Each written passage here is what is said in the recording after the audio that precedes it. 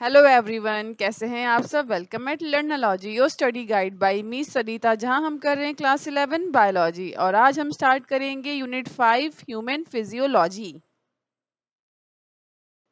So chapters included in this unit 5 human physiology our chapter 14 breathing and exchange of gases, chapter 15 body fluid and circulation, chapter 16 excretory products and their elimination, chapter 17 locomotion and movement, chapter 18 neural control and their coordination, and chapter 19 chemical coordination and integration. तो एक एक करके हम ये सारे chapter 6 इस unit में complete करेंगे। So before going through the different chapters of this unit, let's understand this unit. So जो reductionist approach है to study life forms result in increasing use of physico-chemical concepts and techniques. मतलब ये हुआ कि ये approach है reductionist approach, ये mainly focus करता है on understanding biological system by studying their individual components, जैसे कि मॉलिक्यूल्स हो गया, सेल्स हो गया, इवन कोई स्पेसिफिक प्रोटीन्स अगर हम पढ़ रहे हैं, है ना, तो इसको हम बोलेंगे रिडक्शनिस्ट अप्रोच। एंड ये जो रिडक्शनिस्ट अप्रोच है, it give rise to molecular biology because it focuses on molecular components of cell like DNA, RNA, proteins and how they interact with each other. So molecular physiology जो है ये काफी closely align होता है with biochemistry and biophysics due to reductionist approach in studying life forms.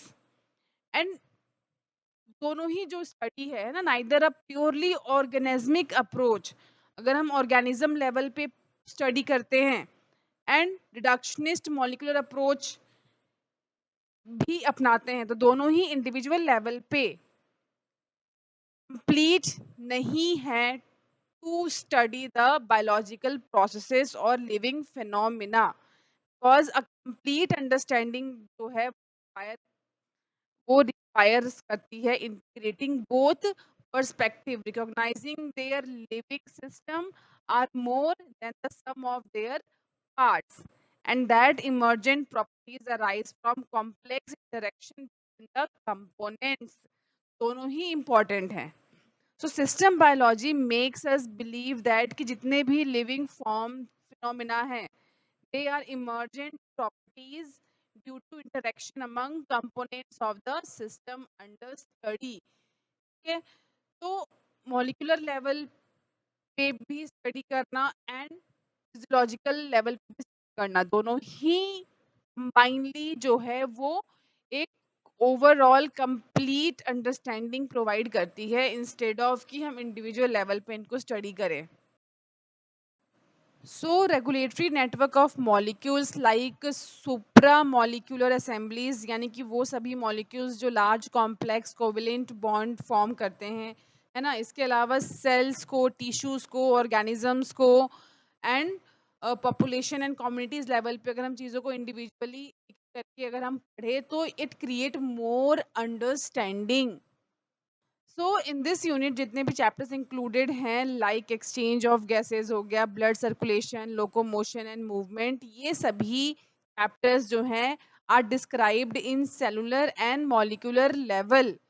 And उसके अलावा last के दो जो चैप्टर हैं, दो chapter point to coordination and regulation of body events, they are described in organismic level. Now let's talk about scientist Alfonso Corte. So he is the scientist Alfonso Corte. He was an Italian anatomist and was born in 1822.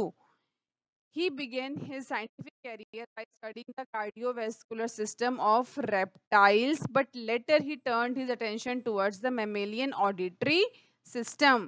And इस field में इन्होंने in 1851 he published a paper describing a structure located on the basilar membrane of cochlea, जो कि हमारे year में होता है, containing hair cells that convert sound vibration into nerve impulses, and he called that part is organ of Corti, and later he died in the year 1888. So I hope आपको आज की class अच्छे से समझ आ गई है। अगर हाँ तो वीडियो को लाइक कीजिए, साथ ही मेरे चैनल को सब्सक्राइब कीजिए और साथ में दिए गए बेल आइकन को भी प्रेस कर दीजिए, जिससे कि मेरी लेटेस्ट वीडियो की नोटिफिकेशन आपको तुरंत मिल जाए। अगर आज की क्लास में कोई भी डाउट है तो आप नीचे कमेंट सेक्शन में पूछ सकते हैं। नेक्स्ट क्लास में हम स्टार्ट करेंगे chapter 14, breathing and exchange of gases. So till that students, stay happy, stay healthy, see you soon.